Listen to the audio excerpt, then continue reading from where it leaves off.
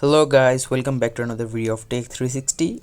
In this video I'm gonna walk through how can you fix Google Chrome untitled blank page solution.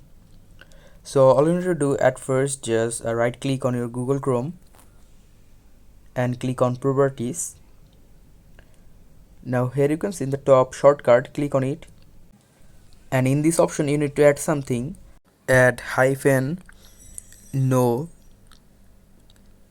SA and descent, then click on apply and OK. Now all you need to do is just go to power and restart your PC, and after restarting your PC you need to just open your Google Chrome again and you will face no untitled blank here.